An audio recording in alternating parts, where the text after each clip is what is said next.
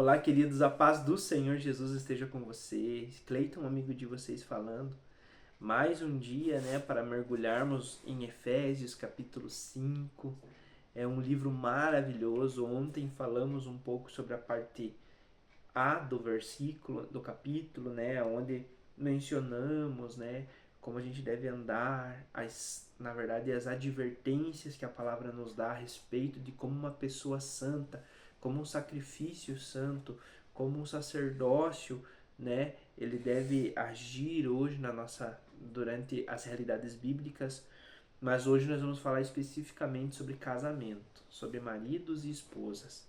Então é um tema muito relevante, é um tema muito importante. Eu digo que é um dos temas mais importantes que a vida do cristão ela deve observar o que a Bíblia fala sobre ser marido, sobre ser como uma esposa de Deus, né?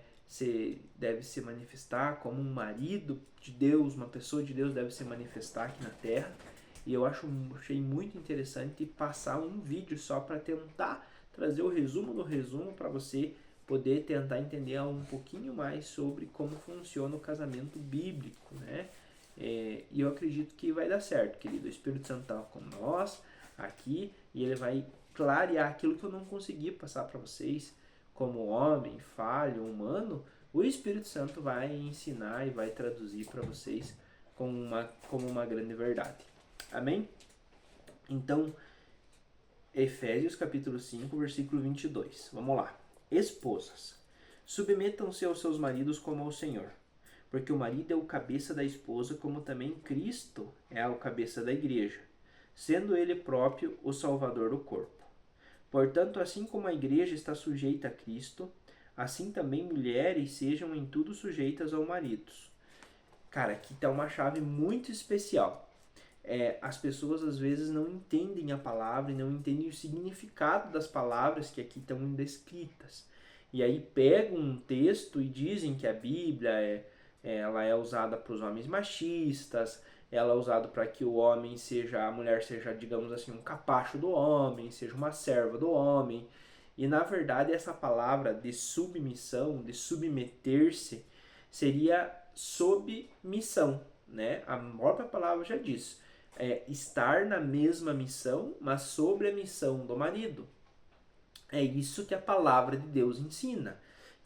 Quem tem a missão é o marido, né? E quem é a esposa é a ajudadora. Ela vai ajudar o marido dela a cumprir a missão do Senhor na vida dele, né? Ela é a auxiliadora, a ajudadora idônea, a pessoa que vai não confrontar ou ter uma missão fora da missão do marido, não, ela vai ter a mesma, né, a mesma missão, a mesma direção do marido, e eles vão fazer a mesma missão, porque para Deus não existe nem ela nem ele, existe eles, né? Existe como se fosse um só, né? Existe como se fosse o marido e a esposa fosse um só, uma só carne, né? A Bíblia fala. Então, essa história do marido ser machista e pisar em cima da esposa e muitas vezes escravizar a esposa dentro de casa, isso não é bíblico. Muito pelo contrário, Jesus amava as mulheres, tanto é que as mulheres faziam parte fundamental do seu ministério. Muitas delas ajudavam Jesus até financeiramente. Então não é uma verdade isso. Mas a verdade é que sim, Jesus amava a mulher, mas dentro do casamento, o apóstolo Paulo está sendo bem explícito aqui que você, uma esposa, deve seguir a missão do seu marido. Se ele não tem uma missão ainda, ore a Deus. Pede para ele orar e pedir a Deus que Deus vai dar, vai mostrar a missão, porque a missão Deus já tem. Talvez a missão seja vocês criar os seus filhos muito bem criados.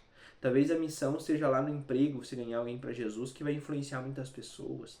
Talvez a missão seja vocês viver a vida de vocês viajando. Só Deus para confirmar isso para vocês. Mas peçam para Ele que Ele vai dar essa missão. Amém? 25. Maridos, amem suas esposas assim também como Cristo amou a igreja e assim se entregou por ela, para santificar, purificando-a com a lavagem da água pela palavra. Então aqui há um compromisso pros maridos. A Bíblia fala para as mulheres se submeterem ao marido. ser submissa. Mas pros maridos, a Bíblia fala que ele deve morrer por ela. Morrer, querido, pela sua esposa. O grau de dificuldade, o grau de responsabilidade é muito maior para o marido. O marido ele deve ser o sacerdócio da casa dele. Ele deve ser a pessoa que ora e intercede pela esposa e pelos filhos, pela família. O marido deve ser o intercessor da sua família. O intercessor que é aquele que quando tem um perigo e tem a família, ele se coloca no meio. Ele entra na brecha. Ele é a pessoa que não, esposa, cuida dos filhos e da casa, que eu vou dar minha cara para bater aqui, eu vou dar conta desse problema. Então o marido é essa pessoa. Marido bíblico é essa pessoa. E o terceiro, ele é alguém que é o provedor da casa. Ele traz o alimento, ele traz o dinheiro e assim com a esposa ajudam a administrar naquilo que é mais preciso. Então esses são os 3 pilares de um homem com sacerdócio, né? Um homem com sacerdócio bíblico, ele tem esses 3 pilares.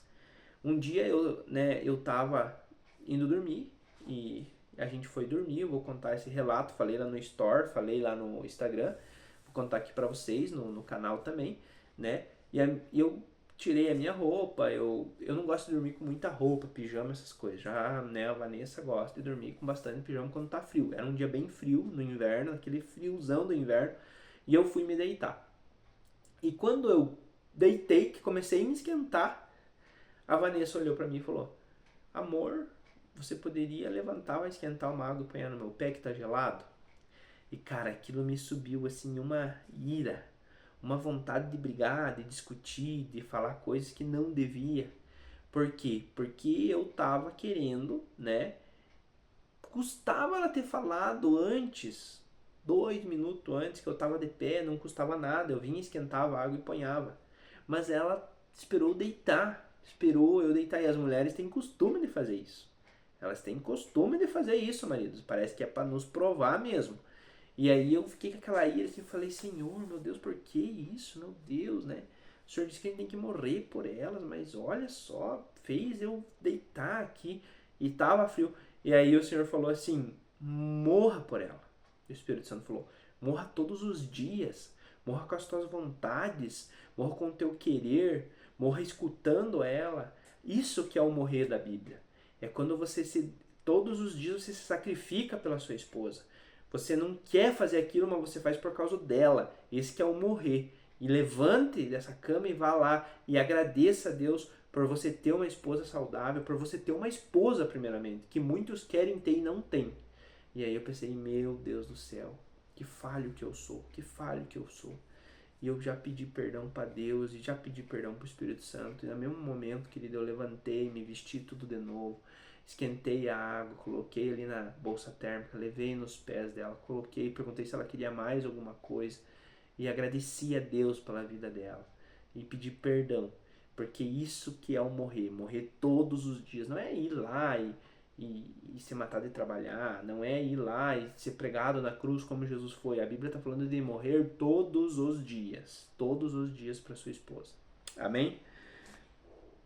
28. Assim devem os maridos amar sua própria esposa como a seu próprio corpo. Quem ama sua esposa, ama-se a si mesmo.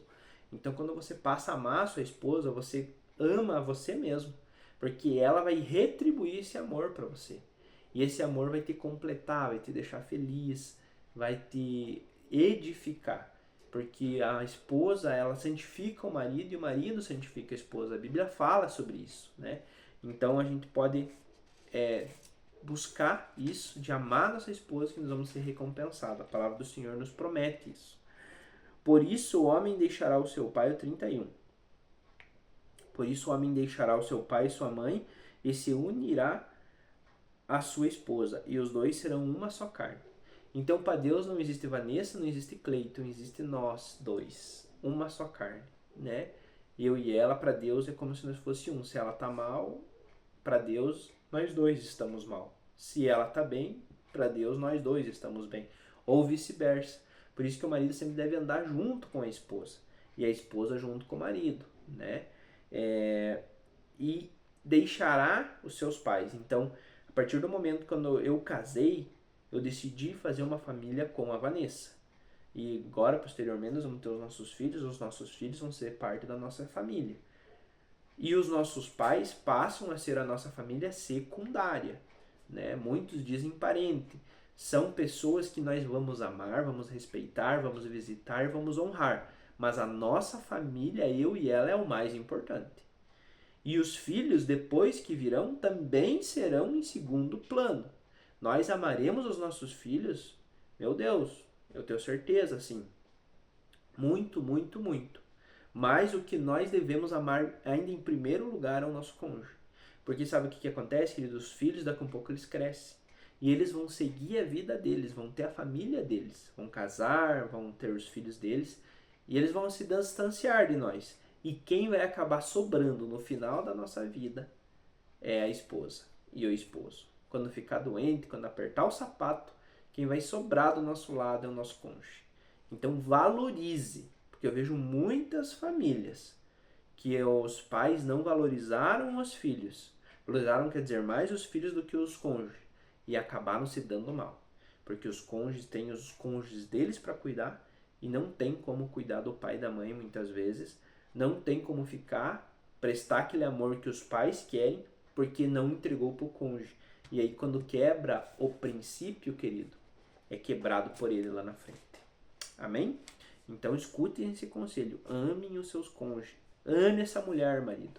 Ame esse marido, esposa, que você vai ser recompensado lá na frente. 33 para finalizar. Assim também vós, cada um em particular, ame a sua própria esposa como a si mesmo, e a esposa reverencie o seu marido, né? Então a Bíblia vai falar para o homem amar a esposa, e a esposa não vai falar para amar, vai mandar respeitar. Se você for uma esposa e estiver escutando essa live, esse vídeo, não sei quando que você está escutando. Hoje é dia 17 de setembro de 2024, mas pode ser que você esteja escutando daqui 10 anos, daqui 5 anos, que esse vídeo vai permanecer no meu canal, né? E dentro dessas verdades, eu vou dizer para você, honre o seu marido. Fale palavras boas na frente das pessoas sobre o teu marido.